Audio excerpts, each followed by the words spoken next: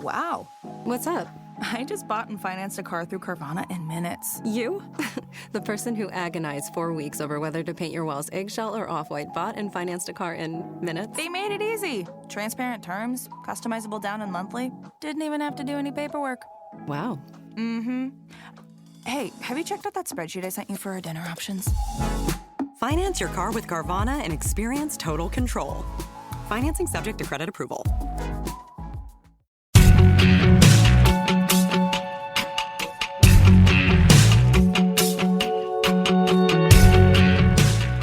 Welcome to Mama Mystery. I am your host, Kelly. And I am your co-host, Austin, and I am fired up because the Kansas City Chiefs are going back to back. We are going to the Super Bowl. And if you're listening to this and it's Monday morning and you don't give a damn about the Chiefs, hooray. And if you do, then you're hyped. Yes, so excited. I'm like screaming happy, in a crazy good mood. Gonna try not to talk too much during this episode. Let's go. We caught a really hyper Austin for this episode. Woo! Yeah, so are you ready? Born. Without further ado, we're just going to jump in. I don't have any We're intros. jumping in. We ain't going going to to BS with you guys. You guys got on the podcast to listen to mystery, not to listen to sports talk radio, not to listen to chatter. Okay, so today we are talking about the murder of Mollie Tibbetts. So this case hits really close to home for me. I feel like I say that about every case, but it's usually for various reasons. So I resonate with this case because I have been a runner, and those of you who enjoy running will really resonate with this story too. I ran my first half marathon in 2018, and in order to train for that, I did multiple runs per week, often outside and sometimes by myself. I would usually go during the daytime in hopes that that would make me safer, but the story I'm about to tell you makes me reconsider ever running outside alone again, day or night. So this is the story. Already sounds pretty spooky. Of Mollie Tibbetts. Let's go. Drive right into it. Okay, so Mollie Cecilia Tibbetts was born on May 8th, 1998 in San Francisco, California. Growing up, Mollie was a very dynamic little girl. She loved to read. In fact, in an article in the Des Moines Register, her parents recall a time when she was just a baby, and they found this little chewed up balls of paper on the carpet near her crib, and they thought they had mice, but once they pulled her sheets back, they found the remnants of a little cardboard book that apparently Mollie had been gnawing on. And it was at this very young age that she had a devoted interest in books and reading. And her parents read to her every night. There was a love of Harry Potter throughout the house, and their dad would reenact scenes from popular characters of the franchise. I never read Harry Potter, so. I never read it, but J.K. Rowling has made a ton of money off that. Yeah, I mean, it's a very popular Very book. successful. I know a lot of people who have read it. Yeah, successful deal. So that just kind of catapulted her interest in reading. It started with Harry Potter, and then, of course, her taste matured as she got older. She was a very smart little girl, though. Mollie went to Corpus Christi, a Catholic school in Piedmont, California. Which you'd think it would be in Texas, but it's it not. Ain't. The principal described Mollie as cute as a button, and there wasn't a mean bone in Mollie's body, and she said you just couldn't help but love her. When Mollie was in the second grade, her parents divorced and moved to a small town in Iowa. She was active in her school's choir at a young age and throughout high school. By her senior year of high school, she was a leader in her school's choir, and she was also in speech competitions and received a lot of accolades for her work, making it to state-level competitions during each year that she was on the team. So she was a very smart writer. She was very articulate, just an impressive girl. She was also on the track team, running primarily distance events, but she was never really super competitive. She was just there to have fun and run. And after the event, her parents said that she would often talk more about the people and friends she'd made rather than how she placed. So ultimately, she was a very smart, very uplifting, and just somebody that everybody wanted to be around. And her parents found it very important to remind followers of this case that Mollie had her quirks, just as every average teenage girl would. And it was very important to Mollie's dad not to paint her as like Saint Mollie, because she truly was just your average teenage girl, but she did have a huge heart of gold. The principal describes her exact opposite of how principals would describe me. Yeah, how would principals describe you, Austin? An a-hole. Oh my gosh, no they wouldn't. Henri. Probably 3/4 of them would say I was an a-hole and one would like me. Yeah, but now that they know you and oh they well, see what you've nowadays, done, yeah. Well, I've grown up, but they probably in high are school, shocked. I was an a-hole. Yeah, they're probably shocked But who to see what wasn't? you've done with your life. Who wasn't in high school kind of like, I mean, I don't think I was. well, I get that. Let's keep going. I don't want to talk about this anymore. It hurts my feelings. Mollie had a boyfriend named Dalton Jack. They met after a football game and became pretty serious. Even after graduation, they stayed together. Mollie ended up going to the University of Iowa to study psychology. And after finishing her first year of college, she moved back home with her mom in Brooklyn, Iowa to take summer classes. That's a heck of an adjustment What? from San Francisco to Iowa. Yeah. Yeah. But I mean, they moved there when she was in, I think, second grade is what I said. So she spent the majority of her life in Iowa. Mm-hmm. So Brooklyn, Iowa is a pretty small town of about 1,500 people, and it's about 70 miles east of Des Moines. If you pronounce it Des Moines or Des Moines, you can just go ahead and swipe right on out of this podcast because that is People wrong. do that? Yeah. People pronounce Des Moines, Des Moines. Yeah, Des Moines. Oh, gosh. It is Des Moines. In June of 2008, that's so besides the point. In June of 2018, her father remarried, and although they lived far apart, Mollie and her dad maintained a close relationship, but the last time he physically saw Mollie was at his wedding. And I mean, they would have long conversations on the phone, sometimes 3 hours every phone session. So they were super close, even though they lived far apart, okay? So on July 18th of 2018, Mollie left her boyfriend's house to go for an evening jog at around 7:30 p.m. In summer, it still would have been a little bit light outside, but the sun is definitely like kind of starting to set. It's probably like dusk. Shortly before she left, she sent her boyfriend Dalton a Snapchat, and he could tell that she was inside the house at the time that she sent it, but he didn't open it until about 10 o'clock that night. Mollie was dog sitting for Dalton while he was out of town with his brother for work in Dubuque, Iowa, which is about 130 miles away. The next morning, Dalton sent her a good morning text, and she didn't respond. And then he got a phone call from her coworkers saying that she didn't show up for work that morning and didn't warn them that she wouldn't be there. This was totally unlike Mollie. So Dalton's concern started to grow. He called her parents, who immediately sprung into action. Police were notified, and people from the community started preparing search teams to look for her. So everyone just kind of like bolted into action to find her. They were searching farmland, ditches, just anywhere they can think of in hopes of finding Mollie. When Mollie went for her run, she was wearing her Fitbit watch, and so people hoped that that might help them track her via GPS. However, whatever information they did obtain from her Fitbit, they were unwilling to share it. Fitbit was? No, the police. They were unwilling to share it. Really? Mm-hmm. They also noted that surveillance footage showed a Chevy Malibu driving back and forth in the area where Mollie was running. So that was kind of suspicious. Mm-hmm. Over the coming weeks, police received hundreds of leads and raised over $366,000 for a reward in any information that would lead to Mollie's whereabouts. One of the tips they received led them to Kearney, Missouri, and someone thought that they saw Mollie at a truck stop there, but it turned out to be a false lead. Wow.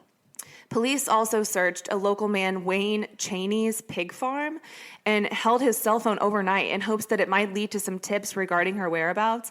But during this search, someone did find a red shirt that appeared to be Mollie's, just not Mollie. And I think what led them to Wayne Cheney's place was just a tip. I don't know. I couldn't find the information regarding Wayne Cheney specifically, but what I do know is that he's ruled out as a suspect eventually, so it doesn't really matter. And through reading it, was there enough information to develop whether or not, like, you thought he should have been ruled out or whether he was a suspect? Right. Yes. I'm confident that he had nothing to do with it. You do feel confident about that? Yeah. So Wayne Cheney was just someone that they were interested in, and then they... Was there just not enough connect? Like, what made you feel that way? So you'll find out. Okay. On August 5th, police find the body of a young woman in her early 20s, about an hour away from where Mollie went missing. But oddly enough, it was not Mollie. It was a woman named Sadie Alvarado. Sadie was in a car with her boyfriend, Damian Harmon, or maybe it's Hammond, I'm not sure, but Damian is her boyfriend. When they started fighting while he was driving, she jumped out of his moving vehicle and suffered from blunt force trauma to her head. Oh my God. And died.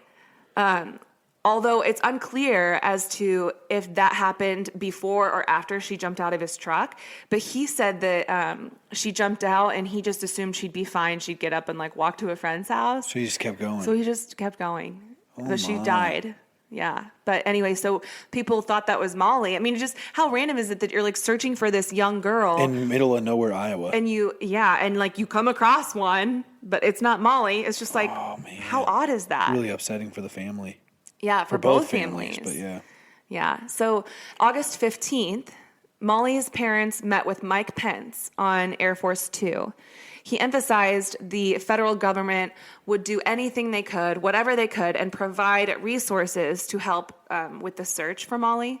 And he also took a moment during his speech later that day to address Mollie's disappearance and her family. So this is getting like nationwide recognition. And I actually remember seeing posts because she's a beautiful girl, long brown hair, big brown eyes, a beautiful smile. She was a really pretty girl. I mean, I remember seeing posts about her on Facebook when they were searching for her because she was gone for like a month. So on Tuesday, August 24th, a little more than a month after Mollie went missing, police came in contact with the owner of that suspicious Chevy Malibu. His name was Christian Rivera, and he was 24 at the time, working at a nearby dairy farm under a false name. He was known as a good employee who showed up to work on time and got along well with his coworkers. When he got the job, he passed a background check through an outdated system, but again, he was using a false name with an out-of-state government identification. After Mollie's disappearance, he kept showing up for work, and his coworkers said that nobody could tell a difference in his demeanor. So when police confronted him about his vehicle being in the area where Mollie was last seen, he just confessed. He said that he was following Mollie while she was running, and she must have noticed because she told him to stop, or she was going to call 911. After this threat, he said he just blacked out, and the next thing he knew, Mollie was in his trunk with blood on her head. What? So he dumped her body in a secluded location and ended up leading the police right to the spot where she was, and he was immediately charged with murder. And the They death of found her? Mollie She was Tibbetts. right there? So Yeah. it was all just, he just spilled the truth. Yeah, he just came right out and said it. What? Yeah, the preliminary autopsy results showed that Mollie died from multiple sharp force injuries, indicating that she was stabbed to death. Oh my gosh. The day after Mollie's body was found, her death was instantly politicized and used as an emotional plea as to why the U.S. needed to build the wall along the Mexican border and tighten up their immigration laws. But Mollie's family was really quick to grab hold of the reins of this story. Her dad emphasized that Mollie is nobody's victim in this story, and he implored politicians, including Trump, to stop using her story for political gain, especially when it was to bash illegal immigrants. Mollie's dad said the Hispanic community are Iowans. They have the same values as Iowans. As far as I'm concerned, they are Iowans with better food. And he denounced those who appropriate Mollie's soul in advancing views that she believed were profoundly racist. Man, it really sucks to have, I mean, I don't care what side you're on. Nothing to do with that. It's not even the conversation. Right. It sucks to have that, like, you lose your daughter and then her name is immediately, the story is immediately used for gain in any way, political Right. gain, racial, any Division. society view, division, anything. Yeah. Yeah. I mean, it totally takes It's already away from... rough. Right. It takes away from like her legacy or her story of her. Absolutely. Yeah, Right. That's sad. On August 22nd, Christian was officially charged with first-degree murder and the judge raised his bond from $1 million to $5 million since he was deemed a flight risk. And on September 19th of 2018, he pled not guilty. Not guilty. Not guilty. That blows my mind. I don't After know how you- that's going to work. When was that? 2018. So, yeah, this all happened in like August and September of 2018. Right. And his trial still has not begun due to COVID-19. Okay, that's where I was confused. And Yeah. he pled not guilty. He's pleading not guilty. When you came out and said, "Hey, yeah, here you go. Here's the Right. body. Here's and everything he I led did." them right to her. Like, That's interesting. How else could he have known where she was? I mean, That's interesting. yeah, none of it makes sense. So there are a lot of questions as to whether or not Christian's rights were violated during the investigation because he doesn't speak English. And so his defense is arguing that his conversations with law enforcement should not be used against him since he may not have fully understood what it was they were asking. So I think that's part of their defense here. Mm-hmm. I'll be really disappointed if he gets away with, if he gets acquitted over a technicality like that. I can't imagine that that'll happen. That's but crazy. You just never know. So with when the is it set for? System. So as of now, his pretrial hearing is set for April 15th of this year, and his trial has been rescheduled for May 17th of this year. So Mollie's younger brother and his football team memorialized Mollie by printing her initials on their jerseys. Her group of friends created an online group called the Mollie Movement, and it encouraged people to be kind to each other in Mollie's honor. And then, in an incredible act of grace, Mollie's mother offered up her home to someone he does happen to be an illegal immigrant, an acquaintance of Mollie's killer. He needed a place to stay while he finished his senior year of high school, and his parents were leaving town. But it was very important to all of them that he graduate. And it was actually Mollie's brother, Scott, who came to their mom asking if they could help this young boy. Wow. She just hopes, That's like an incredibly, insanely nice gesture. Yeah, but it just goes to show you, what... The character? Yeah, this whole family's character. I mean, Mollie was an astounding young woman. She was a leader. She won speech competitions, and she often spoke in front of, her teammates, for track, but also for speech, just, to motivate people. And she, that's how people remember her, as just this person that everyone wanted to be around, like a light.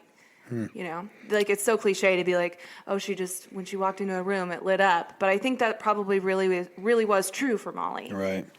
Gosh, that's wild. Yeah. So her mom says that she just hopes that this would be a chance for him and the community to see the kindness that was blessed upon Mollie's family, and that they see that and choose to pay it forward. Very cool. So I want to point out a few things that we as runners can do to keep ourselves safe during our runs. And I found these tips on runnersconnect.com. So the first tip is to run with pepper spray. Also, you can run with an easy personal safety device. And this particular site recommends the Run Angel, and it's like a small device that you wear on your wrist. And if you get into trouble and you press this button, the device will emit a loud emergency alarm, and it'll also send direct notifications back to anyone that you choose through the app. That's cool. Yeah, that one's really cool. Also, your dad got me this really cool taser, because he knows I like to run, and sometimes I run by myself. So he got me this really cool taser, and it loops around your fingers, so you don't really have to. Yeah, so you don't have to hold it in a fist. It loops around your fingers, and it acts as a flashlight and also a taser. So yeah, it's really lightweight. You just keep it charged.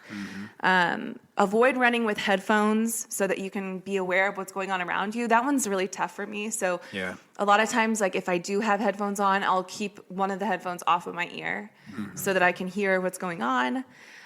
Change up your daily routine, because if someone is paying attention, they could get used to what your routine is. So change it up so that nobody can, predict where you're going to go. Also, let close friends or family know when you're leaving for a run and when you're expected to be back. Let them know where you plan on running so they have an idea of where you are. Which is the most simple thing ever and so important. Whenever Kelly goes running, we have a thorough conversation about it. Right. And often I don't run alone. I run with friends mostly. With a friend, or a very populated area, in a neighborhood with lots of houses. And I'll say something that's random, but this stuck with me ever since I was younger. I might have got this off of Unsolved Mysteries. I don't know where I got this, but a random kind of self-defense, kind of awareness thing. It's more awareness, not self-defense. Is whenever you're walking places, whether you're walking into a building or you're walking alongside a building or cars, look at your look behind you in the reflection. It's so weird. I don't know. This is really random, but I heard that when I was younger, and it's always stuck with me. So every time I'm I don't even think I've ever told you this, but when I'm walking in a gas station, there's doors that are glass and there's glass windows, and I'm always watching behind me, to just in watching car windows and stuff, just to see if somebody's running up on you. It's just kind of an interesting thing. Yeah, worth noting. Yeah, and if you can, there's times I pay attention, and if something looks suspicious, then maybe try to memorize part of their license plate. it's really sad that this is the world we live in, but that's the unfortunate truth. This is just the world we live in. You have to be careful.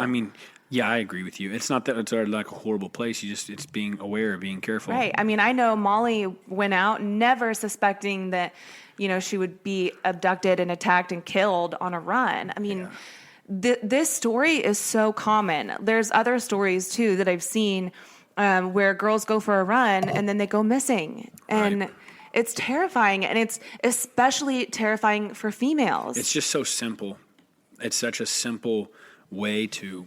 I don't know. It's not anything intricate like, oh, I went for a run and somebody took me. Like that's what it is, and it's just crazy. Right. It's really sad.